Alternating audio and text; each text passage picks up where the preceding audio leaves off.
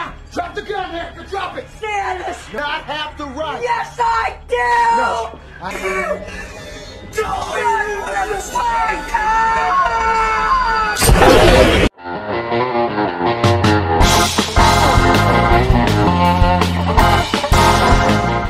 Onde mande, rancak bana.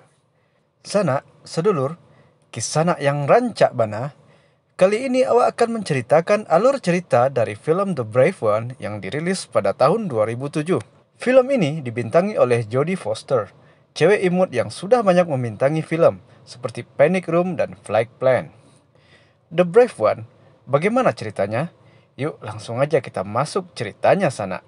Di awal cerita, ditampilkan seorang penyiar radio yang bernama Erica Bain, yang menceritakan kisahnya ketika berjalan setiap hari keliling kota sebagai street walk radio. Setelah menceritakan satu kisah, akhirnya tugas Erica Bain selesai, dan saatnya libur akhir pekan. Kemudian sebelum pulang, Erica bertemu dan mengobrol hangat dengan bosnya yang bernama Carol. Suasana terasa menyenangkan. Lalu Erica janjian bertemu dengan tunangannya yang bernama Kirmeny di museum seni temannya yang bernama Nicole. Dan akhirnya, Kirmeny datang dan mereka langsung bergegas untuk keluar pergi malam minggu. Ingat, ini weekend ya sana. Walaupun jomblo, tetaplah menikmati akhir pekan sana, apapun itu. Sebelum jalan-jalan, Erica mengambil doginya yang bernama Curtis. Akhirnya Erica, Kirmeny, dan Curtis jalan-jalan di taman. Erica dan Kirmeny mengobrol hangat sambil bermain bola dengan Curtis. Erica dengan Kirmeny mengobrol sambil bercanda riang gembira. Karena mereka ini mau menikah, jadi tercipta suasana romantis di sini. Kemudian setelah sekian lama, mereka asyik berdua. Mereka ingat dengan Curtis. Loh, Curtis di mana? Lalu mereka berdua mencari-cari Curtis sampai dekat terowongan. Dan akhirnya, nampaklah Curtis yang lagi menggonggong dengan keras di seberang terowongan.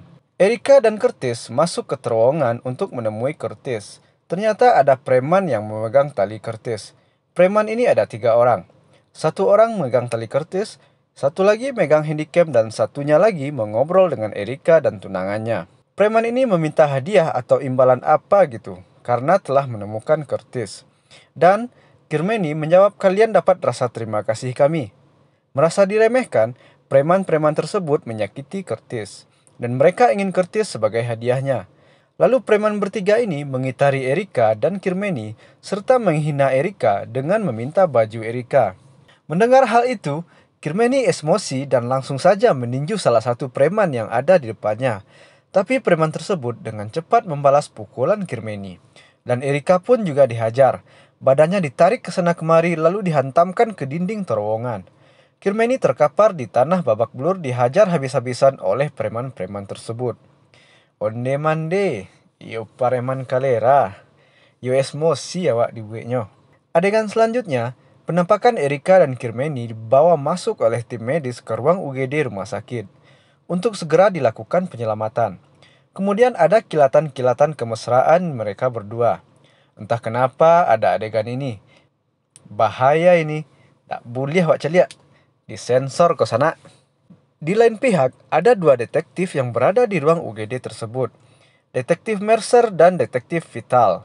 Kedua detektif tersebut melihat seorang perempuan yang sudah mati karena bunuh diri, dan yang melaporkan kematiannya ke 911 adalah putrinya.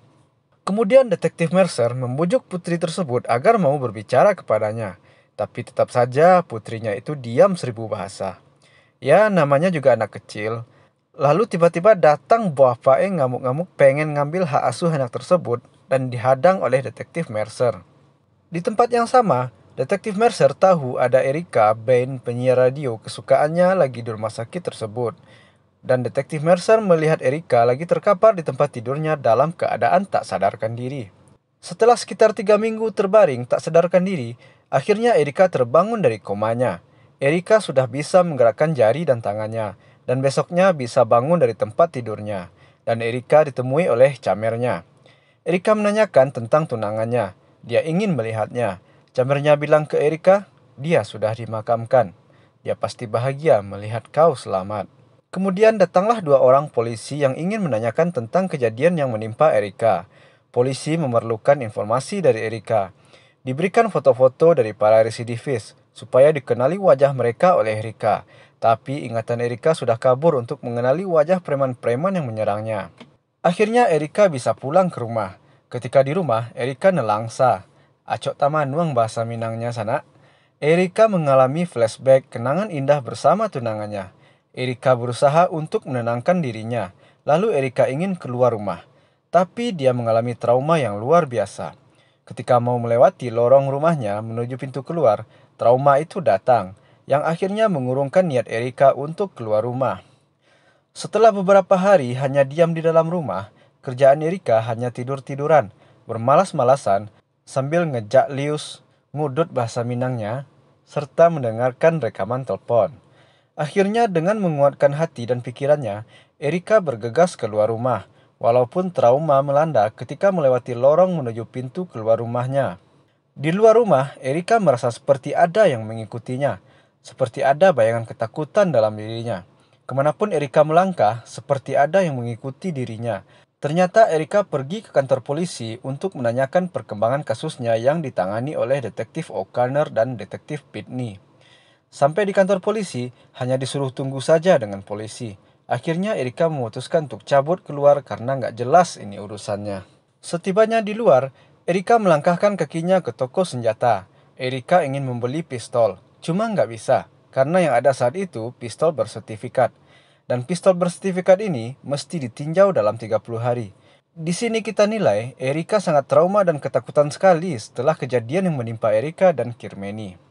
Karena tidak dapat membeli pistol, Erika lalu keluar. Kemudian ada yang nyamperin Erika untuk menawarkan pistol dengan harga $1.000. Oke, kata Erika, dan ajarin aku untuk memakainya. Akhirnya Erika mengikuti pria tersebut. Terjadilah jual beli pistol dengan harga $1.000 sana. Wow.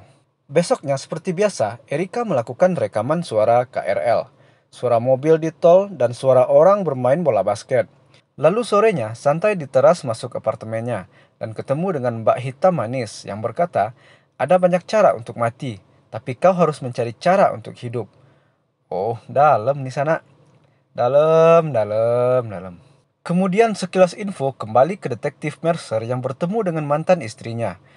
Minta bantuan untuk mengusut tuntas tentang kasus Murrow, yang istrinya bunuh diri yang dilihat di ruang UGD di awal tadi oleh Detektif Mercer dan Detektif Vital. Kita kembali lagi ke Erika. Di suatu malam, Erika ini pergi ke minimarket untuk membeli beberapa minuman kaleng. Tiba-tiba, terjadi pertengkaran suami istri di meja kasir. Sandy Combs dan Ida Combs. Sandy menembak tepat Ida dan Ida, sang istri, langsung tewas. Melihat hal itu, Erika panik dan bersembunyi di balik rak. Gak taunya HP Erika berbunyi. Onde mande sana. Sandy yang masih megang pistol cowboy gitu langsung mencari posisi Erika. Akhirnya posisi Sandy dan Erika bersebelahan. Tiba saja tanpa diduga, dor. Kirain Erika kena tembak. Taunya Erika yang melepaskan timah panas, sehingga membuat Sandy tewas saat itu juga. Erika bergegas keluar toko, dan ketika keluar dilihatnya ada monitor CCTV. Lalu dengan cepat Erika mengambil kaset rekaman CCTV tersebut dan melapisi tangannya dengan sweaternya, supaya nggak ada jejak sidik jarinya, lalu cus kabur keluar. Sambil Erika ngejak lius, ngudut bahasa Minangnya, dan lalu bergegas pulang ke rumahnya. Sampai di apartemennya, Erika langsung mandi untuk menenangkan diri. Tak lama setelah kejadian penembakan tersebut, polisi tiba di TKP dan cek and recheck TKP. Detektif Mercer dan Detektif Vital ada di TKP. Kedua detektif tersebut mengira-ngira apa yang terjadi di TKP. Detektif Mercer tahu bahwa yang menembak Sandy ini bukan penembak handal, karena yang kena Sandy hanya satu. Padahal selongsong yang keluar ada 3. Dan uang di meja kasir tidak hilang. Dan akhirnya disimpulkan bahwa orang ini tidak pernah menembak sebelumnya. Hari-hari berikutnya, Erika menjalani kegiatan seperti biasa. Dia mulai aktif di tempat radionya dan menampilkan acara street walk. Namun ada yang berbeda kali ini. Erika menceritakan pengalaman pribadinya setelah kejadian buruk yang menimpanya. Setelah selesai bekerja, Erika mengunjungi makam tunangannya sampai dia tertidur di makam tersebut dan akhirnya pulang larut malam. Erika pulang menggunakan KRL. Ketika di KRL, ada 2 orang preman yang jahil mengganggu anak muda dan kakek lagi ama anaknya. sehingga membuat mereka kabur keluar KRL. Lalu kedua preman tadi menghampiri Erika yang sedang duduk di sudut. Preman ini menakuti Erika dengan pisau kecilnya. Belum tahu mereka bahwa Erika punya pistol. Ya kan bener, Erika langsung melepaskan tembakan ke arah preman tanggung itu.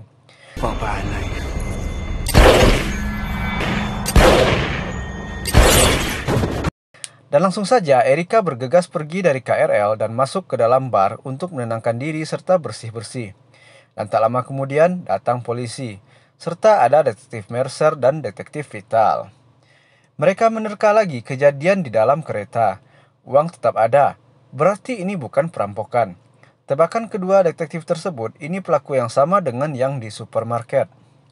Nah, disinilah pertemuan detektif Mercer dengan Erika. Erika penasaran dan melihat-lihat TKP KRL. Ketika detektif Mercer lagi wawancara, mereka beradu pandang. Merasa tertangkap pandangan dengan detektif Mercer, Erika langsung menghindar. Tapi ternyata detektif Mercer mengejarnya dan kenal dengan yang namanya Erika Bain. Erika pun ngeles dengan alasan pengen wawancara. Wawancaranya mengenai detektif tersebut. Akhirnya detektif Mercer dan Erika melakukan wawancara tentang pengalaman-pengalaman detektif Mercer dan sampai ke kasus Murrow. Yang bikin kesal detektif Mercer, kasus yang nggak bisa diselesaikannya karena kurangnya bukti-bukti yang sesuai hukum tidak ada. Dan detektif Mercer memberikan kartu namanya. Setelah kejadian penembakan kedua kalinya, Erika merasa selalu menemukan kejahatan atau kejahatan yang mencarinya. Kali ini pas Erika pulang tengah malam, ada seorang kupu-kupu malam yang ditahan oleh pria hidung belang. Erika mengobrol dan masuk ke dalam mobil tersebut. Akhirnya Erika berhasil menyelamatkan cewek tersebut dengan menodongkan senjatanya ke pria hidung belang itu. Merasa diremehkan, pria tersebut ingin menabrak mereka berdua.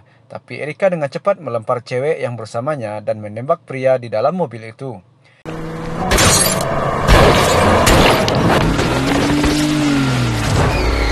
Kali ini tanpa grogi dan tepat sasaran.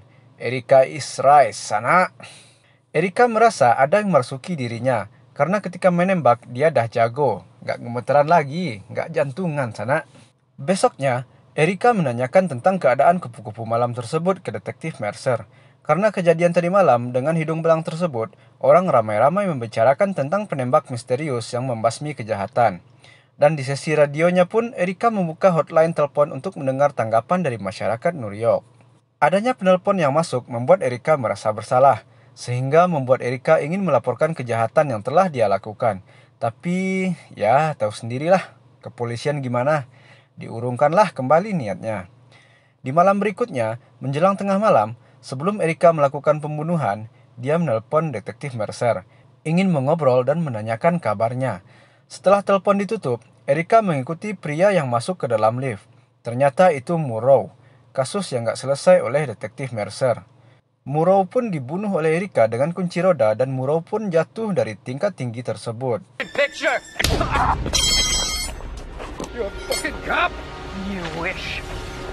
Hubungan detektif Mercer dan Erika semakin dekat.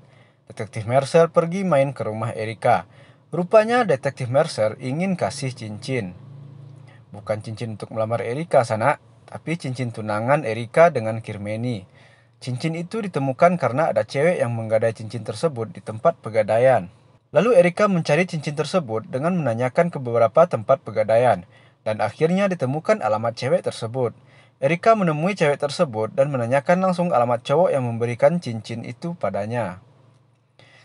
Didapatkan alamat preman yang pernah menganiaya Erika dan tunangannya itu. Dan Erika memberitahu detektif Mercer dengan SMS goodbye. Wah, ini kayak salam perpisahan terakhir dari Erika untuk detektif Mercer.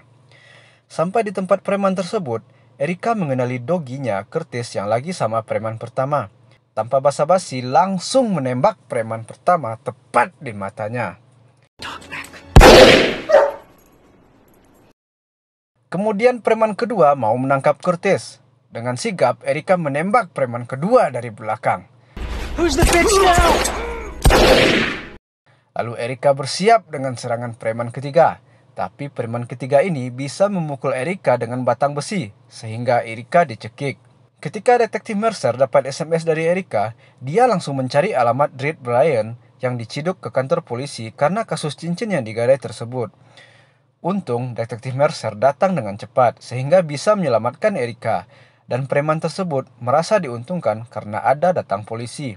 Namun, Erika tetap berusaha mau menembak preman tersebut, tapi ditahan oleh detektif Mercer. Akhirnya detektif Mercer menyuruh Erika menembak dengan pistol yang bersertifikat, yaitu pistol miliknya, supaya Erika bisa membalaskan dendamnya. Dan dor, dor, dor. Tapik di kepala sana. Dan Erika menyerahkan diri. Tapi detektif Mercer nggak mau menangkap Erika dan mau melepaskan Erika dengan cara menembak di bagian bahu kanannya. Akhirnya detektif Mercer ditembak juga oleh Erika. Aduh Erika, teganya kamu. Dan Erika langsung kabur setelah disuruh oleh detektif Mercer. Kemudian detektif Mercer manggil bantuan dan cuplikan terakhir Erika serta Curtis mendatangi kembali tempat kejadian di mana gara-gara kejadian itu Erika menjadi hakim jalanan. Dan cerita film pun tamat. Kesimpulannya Sanak, jadilah orang baik yang suka menolong orang. Kalau Sanak jahat, nanti pasti ada juga yang jahatin Sanak. Karma itu pasti berlaku Sanak. Ingat-ingatlah ya Sanak. Makan sate di Padang Panjang. Satenya sate mak syukur. Yuk Sanak dengan hati senang. Subscribe, like, and share. Onde mande, rancak bana.